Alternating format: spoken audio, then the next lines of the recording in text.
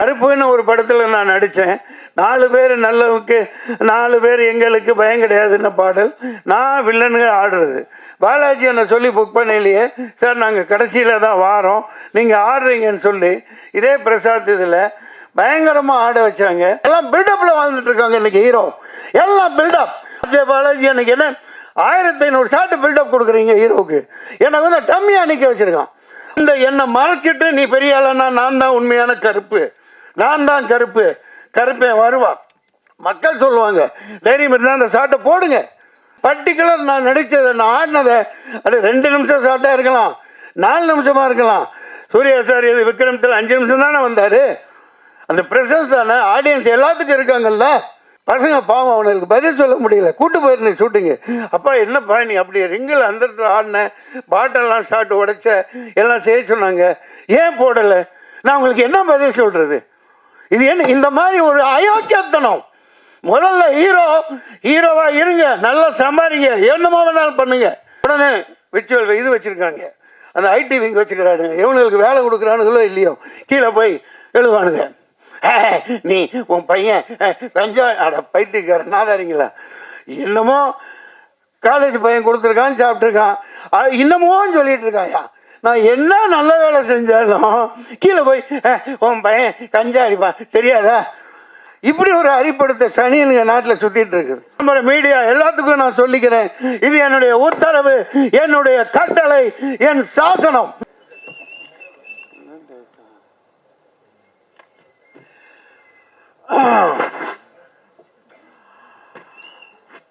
மாண்புமிக்க doctor மனிதநேய மாந்தரசி இந்த படத்தின் ஃபைனான்ஸ் மினிஸ்டராக, ஃபைனான்ஸ் கண்ட்ரோலராக சிறந்த பட்ஜெட் போட்டு பல ஆயிரக்கணக்கான பேர்களுக்கு வேலை வாய்ப்புகளை கொடுத்து ஒரு இயக்குனரையும் உருவாக்கி உன்னதமாக அமர்ந்திருக்கக்கூடிய மாண்புமிக்க டாக்டர் தயாரிப்பாளர் மோகனா அவர்களே, மாண்புமிக்க இயக்குனர், மனிதவள மேம்பாடு சிறப்பாக ஆக வேண்டும் என்று இங்கே சிறப்பான புதியவர்களை எல்லாம் அறிமுகப்படுத்தி எனக்கு தெரிந்து 30 வருடங்களுக்கு மேல் இந்த துறையிலே போராடி இன்று வெற்றி பெற்று இயக்குனராக அறிமுகமாகி இருக்கின்ற மைதீன் அவர்களே, இசை புரட்சியாளன் சாதாரணமாக சொல்லக்கூடாது, இது அவருக்கான விழா. இதை இடையில் அங்கே போயிட்டு வந்துடலாம். மிகப்பெரிய ஒரு போராட்டம் நீட்டுக்கு எதிராக நடந்தது. அதில் இவர் சொல்லிய கருத்துக்கள் உலகம் முழுக்க ஏற்றுக்கொள்ளக்கூடியதாகவும், இந்தியா முழுக்க இந்த ஆளும் வர்க்கத்தினரால் இப்போ 20-30 லட்சம் கோடிகளுக்கு மேலே கொள்ளையடித்து மோசடி பண்ணி பல ஆயிரக்கணக்கான மாணவ மாணவிகள் அனிதாவில் இருந்து சாவுக்கு காரணமாக இன்னமும் ஒரு ஆதிக்க சக்திகள் தவறாக பயன்படுத்திகிட்டு இருக்கிறதுக்கு சம்மட்டியால் அடித்த மாதிரி ஒரு கருத்தை சொன்னார். நீங்கள் ஆட்டோ டப் பண்ணி இங்கிலீஷில் போடுங்க அதை. அதாவது அவர் சொன்னது ரொம்ப ரொம்ப சிம்பிளான விஷயம்.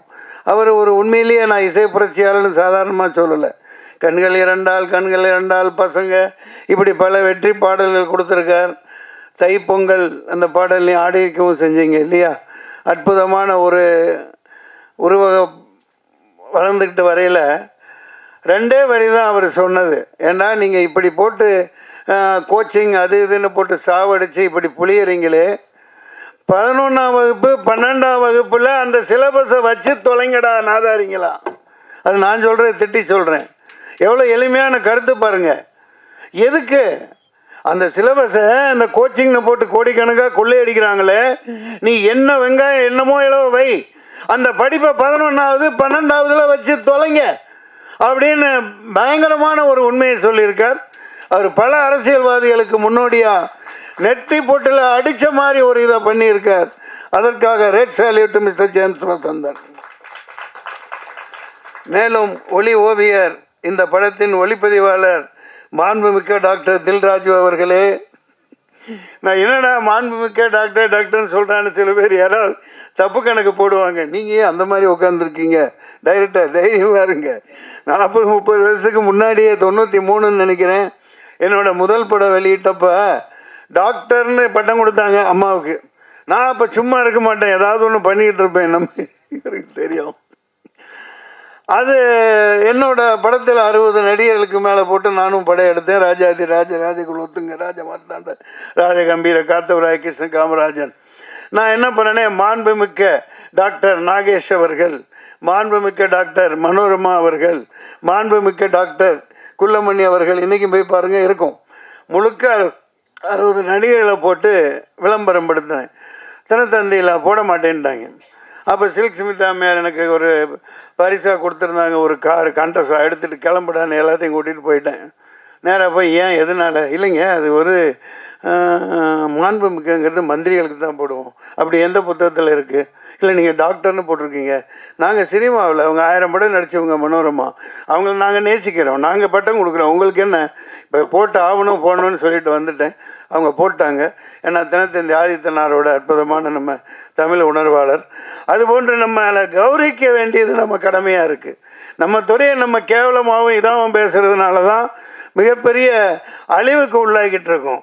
இந்த இடத்துல இதை ஏன் சொல்கிறேன், நான் இந்த எல்லாத்தையும் முடிச்சிடுறேன். மோகன்ராஜன், ஆகா எங்கப்பா அடி நிறுத்துறே, என்ன ஏய் எட்டி பின்றாரப்பா, கட்டா குஸ்தி சம்பவக்காரி, என்ன சம்பவம் பண்ணிட்டாப்பலப்பா, எங்கேருந்து தான் இந்த லிரிக்ஸ் அவருக்கு கிடைக்குதோ அடி பின்றாரு. மோகன்ராஜன் பாடலாசிரியர் அவர்களே, நிலவை பார்த்திபன் அவர்களே, வினோதினி வைத்தியநாதன், சும்மா இருக்கிறாங்களா பாருங்களேன். இந்த வயசுலேயே அவங்க அப்பாவை கூட வச்சுக்கிட்டு ரீல்ஸ் போட்டு அப்பாவை விட்டு கொடுக்காத பிள்ளையா கவர்மெண்ட்டுக்கு எதிராக அடி சமட்டி அடிக்கிறாங்க. அவர் தைரியத்தை பாராட்டலாம். நடிகர் தோழர் மாண்புமிக்க ஜெயபிரகாஷ் அவர்களே, பிரசன்னா பாலச்சந்திரன், அருவி மதன், கவிதா பாரதி அவர்களே, இயக்குனர் மூர்த்தி அவர்களே, அட்சயா அவர்களே, சஞ்சய் அவர்களே, மாண்புமிக்க கோகுல் அவர்களே, நிகில் கணேஷ்குமார் அவர்களே, ஜெயசீலன், கலை இயக்குனர் ஜெயசீலன் அவர்களே, MS பிரபு அவர்களே, கொஞ்சம் மற்றவங்கள்லாம் போயிட்டனால கொஞ்சம் டைம் இருக்குதுன்னு நினைக்கிறேன். அனைவருக்கும் நெஞ்சார்ந்த வாழ்த்துக்கள். இப்போது கதாநாயகனுக்கு வருவோம். இவர் என்ன அநியாயம்பா, அதாவது நம்ம ரசம் குடிச்சிருக்கோம். எனக்கு எலுமிச்சை ரசம் பிடிக்கும், பூண்டு ரசம், அப்புறம் என்ன தக்காளி ரசம், புளி ரசம், படப்பிடிப்பில் ஆச்சரியமாலாம் பொள்ளாச்சி அங்கங்கே படப்பிடிப்பில் அந்த காலத்தில் எங்களுக்கு மல்லிகைப்பூ ரசம்லாம் செஞ்சு தந்திருக்காங்க. ரொம்ப அற்புதமாக இருக்கும். மல்லிகைப்பூ தேநீர் டீ தந்திருக்காங்க. அந்த மாதிரி பல ரசங்களை நம்ம குடிச்சிருக்கோம். ஆனால் இவங்க பாருங்கள், இந்த நடிப்பில் பயங்கரமான ஒரு பல ரசத்தை புழிஞ்சிட்டு இருக்காங்க பாருங்கள். கதாநாயகன் கதாநாயகி, அடேங்கப்பா, அண்ணலும் நோக்கினால் அவளும் நோக்கினால்னு ஈருடல் ஓர் உயிரா அசத்தலான ஒரு காதல் ரசத்தை பிழிந்து கொண்டிருக்கிறார்கள். அந்த குழந்தைக்கு வாழ்த்துக்கள். நல்ல அற்புதமாக இருக்குது. உஷாரா என்ன பண்ணிட்டாருன்னா, நம்ம துஷந்த் கதாநாயகன் இது கொரோனா வந்துடக்கூடாதுன்னு கண்ணாடி போட்டார். கண்ணாடி போட்டு அற்புதமாக இருக்குது, பார்த்துக்கிட்டே இருக்கலாம் போல் இருக்குப்பா. நல்ல பேர் கிடச்சிருச்சு தமிழ்நாடு தமிழ் ரசிகர்களுக்கு. அப்படி ஒரு ஜனனி பெரிய அளவுக்கு வருவீங்க, அற்புதமாக இருக்குது. இங்கே நான் ஏன் இங்கே பாருங்கள், அதே நேரத்தில் இந்த பேப்பர்லாம் ஒரு விஷயத்தை நீங்கள் இன்னையிலேருந்து அது மாறணும். இந்த சின்ன சின்ன இடத்துல டெக்னீஷியன் பேரை போடுறாங்க, ஹீரோக்கள் பேரை பெருசாக போடுறாங்க, போட்டுக்குங்க தப்பில்லை. ஆனால் இந்த இரட்டடிப்பு பண்ணாதீங்க. இப்போ தொழில்நுட்ப கலைஞர்கள் கொஞ்சம் பேர் நடிகர்களை இங்கே சொல்லிட்டோம். விளம்பரம் காப்பக்கம் வரும், பேர் பெருசாக இருக்கும். ஆனால் இந்த தொழில்நுட்ப கலைஞர்கள் கீழே கண்ணுக்கே தெரியாமல் இருக்கும். அது எவ்வளோ மனசு நோகும் பாருங்கள். அது என்ன வீணாக போகுது? விளம்பர காசு கொடுக்கத்தானே செய்கிறீங்க. கொஞ்சம் இனிமேலாவது டிசைனர்ஸாக இருக்கட்டும், பேப்பரில் பப்ளிஷ் பண்ணுறவங்களா இருக்கட்டும், அப்பா அவெல்லாம் நல்லா பளிச்சுன்னு போட்டு வாப்பான்னு சொல்லுங்கள். ஏன்னா இப்போ ஹீரோவே எல்லாம் பிரதானம் அல்ல, எல்லாமே அவங்களே அல்ல. இப்போ பாருங்கள், இதில் எத்தனை பேர் சின்ன எழுத்து, நான் எப்படியோ படிக்கிறேன் இந்த வெளிச்சத்தில். Director of photography Thilli Rajan, okay. Editing S Bhaskar, art Jayaseelan, Mohanrajan இங்கே வருது, அண்ணாதுரை, புவன், ஆர்எஸ் புவன் தானே பிஆர்ஓ. இது பேப்பர்களில் இனிமேலாவது இந்த திரைப்படத்து விளம்பரம் எது கொடுத்தாலும் அந்த தொழில்நுட்ப கலைஞர்களை பெரிய அளவுக்கு போடாட்டியும் படிக்கிற அளவுக்கு போடுங்க. பல பேர் கிளம்பி வருவான், அதில் ப்ரொடியூசர் வருவான். தொழில்நுட்ப கலைஞர்களை இருட்டடிப்பு செய்யாதீங்க. ஆல் பாஸ் அற்புதமான ஒரு டைட்டில். அதாவது எல்லாரும் ஜெயிச்சாச்சு. ஆமாம், ஒன் ஸ்டெப் என்டர்டைன்மெண்ட், ஒரு அடி வெற்றியை நோக்கி இன்னைக்கு அதிக அடி வச்சு வந்துட்டீங்க. அதை மனதார பாராட்டுறேன். All pass.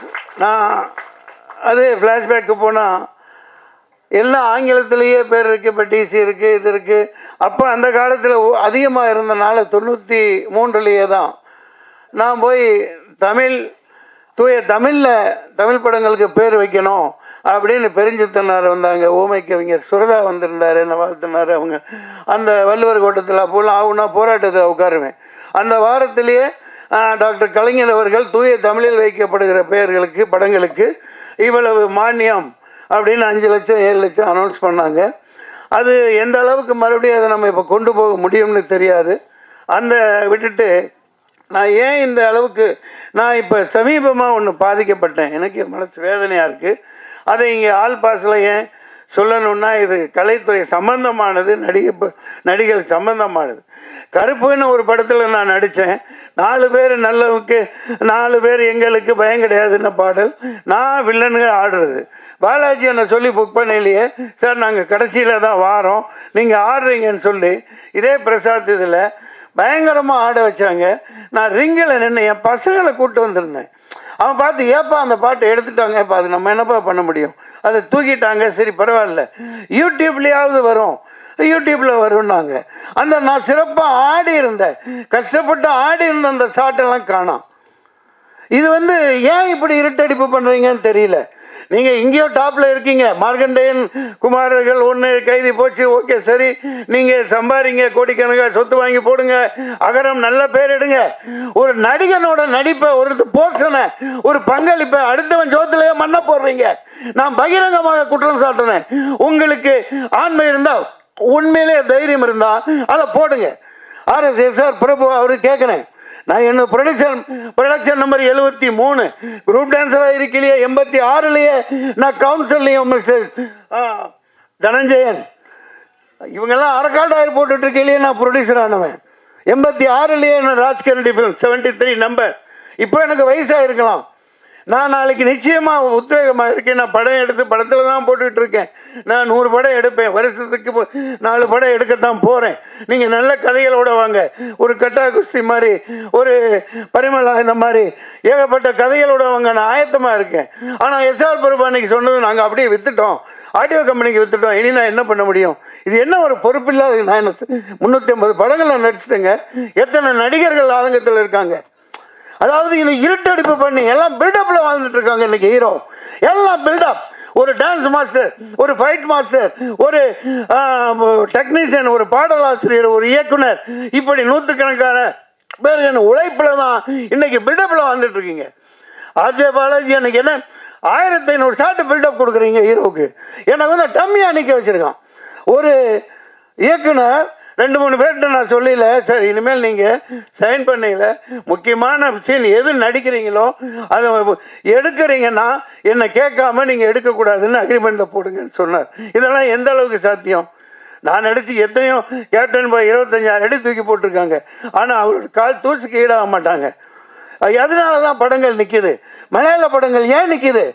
இப்போ இவங்கெல்லாம் நிற்கிறாங்க, மலையாள படத்தை பாராட்டுறோம், தலையில் தூக்கி வச்சு கொண்டாடுறோம். எல்லா கேரக்டர்களையும் நீ என் கேரக்டர் ஒன்றும் கொடுக்க வேணாம், ஒரு வெங்காயம், நான் ஒன்று பிச்சை எடுக்கிறவெல்லாம் கிடையாது. ஈட்டடிப்பு ஏன் பண்ணுற? அந்த என்னை மறைச்சிட்டு நீ பெரிய ஆளனா, நான் தான் உண்மையான கருப்பு, நான் தான் கருப்பு, கருப்பேன் வருவா. மக்கள் சொல்லுவாங்க, தைரியம் இருந்தால் அந்த சாட்டை போடுங்க. சார் நான் கஷ்டப்பட்டு ரிங்கில் ஆடினேன் சார், காணா சார், யூடியூப்பில் போடுறேன்னு சொன்னாங்க சார். அதுக்கப்புறம் யூடியூப்லேயும் போடல. அந்த பர்டிகுலர் நான் நடித்ததை, நான் ஆடினதை, அது 2 நிமிஷம் ஷார்ட்டாக இருக்கலாம், 4 நிமிஷமாக இருக்கலாம். சூர்யா சார் இது விக்ரமத்தில் 5 நிமிஷம் தானே வந்தார். அந்த ப்ரெசன்ஸ் தானே, ஆடியன்ஸ் எல்லாத்துக்கும் இருக்காங்கல்ல. சார் பசங்க பாவம் அவனுக்கு பதில் சொல்ல முடியல. கூட்டு போயிருந்தேன் ஷூட்டிங்கு. அப்பா என்னப்பா நீ அப்படி ரிங்கில் அந்த இடத்துல ஆடின, பாட்டெல்லாம் ஷார்ட் உடைச்ச, எல்லாம் செய்ய சொன்னாங்க, ஏன் போடலை? நான் உங்களுக்கு என்ன பதில் சொல்கிறது? இது என்ன இந்த மாதிரி ஒரு அயோக்கியத்தனம்? முதல்ல ஹீரோவாக இருங்க, நல்லா சம்பாதிங்க, என்னமோ வேணாலும் பண்ணுங்க. ஆனால் சினிமாங்கிற ஒரு கூட்டு குடும்பம், அதை ஞாபகம் வச்சுக்கோங்க. இது ஆல் பாஸ், வெற்றி அடைவோம். இந்த மாதிரி நிறைய பேர் வரணும். சினிமாங்கிறது ஒரு தனிப்பட்ட கதாநாயகனுக்கு அல்ல, ஒரு ஜனநாயகம் வந்தான்னா 100 பேர் கூட்டு போனாங்க. மலேசியா செலவு பண்ணி கூட்டு போனான், அவன் ஜனநாயகன். இங்கே நடக்கிற மதுரைக்கு கூட்டு போகல. யாரோ என் இடத்துல நான் அடட்டி பரவாயில்ல, யாரோ ஒரு பொண்ணு அவர் கூட இருந்தது, அது ஆடுது, படத்தில் நடிக்கிறது. இவர் கோட்டு போட்டுக்கிட்டு ஆடுறாரு. அடே நீ நல்லா ஆடு, நல்லா ஆடு, ஆனால் என்னை எதுக்கு போட்டேன்? ஏன் இப்படி இருட்டடிப்பு பண்ண? ஏன் பயம்? 2 நிமிஷம் ஷார்ட்டாக இருக்கட்டும், 4 நிமிஷமாக இருக்கட்டும், நீ போடு, காட்டு, மக்கள் பார்த்துக்குவாங்க. உனக்கு தானே பேர் வருது, உன் கம்பெனிக்கு தானே பேர் வரும். அந்த மாதிரி பகிர்ந்து கொடுக்க மாட்டேங்கிறாங்க தனிஞ்சேன். நீங்கள் என்ன என்சைக்ளோபீடியா? இதுதான், இதை முதல்ல நோட் பண்ணுங்க. சும்மா ஜால்ரா போட்டுட்டு போகிறதுக்கு ஆல் பாஸ், நல்லா இருக்கார், நல்லா ஓடும், ஏய் நல்லா இருந்தால் தான் படத்தை பார்ப்பான். ஒவ்வொருத்த கண்ட்ரிபியூஷனை காட்டு. இந்த பிரசாந்த் சோசன் எவ்வளோ கஷ்டப்பட்டு போட்டிருப்பாரு, எப்படி பேர் வாங்கியிருப்பாரு. அவர் உழைப்பை சுரண்ட நான் மறைச்சு அவர் சும்மா இருப்பாரா? I don't care time know about others. Shame on them. மக்கள் இருக்காங்க, இதை சொல்லியிருக்கேன் பாருங்க. உடனே விச்சுவல் இது வச்சுருக்காங்க, அந்த ஐடி விங் வச்சுக்கிறானுங்க. இவனுங்களுக்கு வேலை கொடுக்குறானுங்களோ இல்லையோ, கீழே போய் எழுவானுங்க, நீ உன் பையன் கஞ்சா அட பைத்தியக்கார நாதாரிங்களா, என்னமோ காலேஜ் பையன் கொடுத்துருக்கான்னு சாப்பிட்ருக்கான், இன்னமும் சொல்லிட்டு இருக்காயா. நான் என்ன நல்ல வேலை செஞ்சாலும் கீழே போய் உன் பையன் கஞ்சா அடிப்பான் தெரியாதா? இப்படி ஒரு அறிப்படுத்த சனியனுங்க நாட்டில் சுற்றிட்டு இருக்குது. அவனுங்களுக்கு அதே தான் வேலை. பெட்டர்ஸ் கழுவ மாட்டானுங்க, அதை சொரிஞ்சுக்கிட்டே இருப்பானுங்க, குரங்குக்கு போடுற மாதிரி. ஆல் பாஸ் அற்புதமான பெயர். இனிமேல் இங்கே விளம்பரம் என்று கொடுத்தால் ஒவ்வொரு தொழில்நுட்ப கலைஞனும் மரியாதை செய்யப்படணும். ஒவ்வொரு தொழில்நுட்ப கலைஞனும் தினத்தந்திக்கு, தினகரன், ஒவ்வொரு விளம்பர மீடியா எல்லாத்துக்கும் நான் சொல்லிக்கிறேன், இது என்னுடைய உத்தரவு, என்னுடைய கட்டளை, என் சாசனம். ஒவ்வொரு தொழில்நுட்ப கலைஞருக்கு பேரை இருட்டடிப்பு பண்ணாத, அனைவருக்கும் பகிர்ந்து கொடுத்து நீ ஹீரோவா வாழு. நன்றி, வணக்கம், வாழ்த்துக்கள்.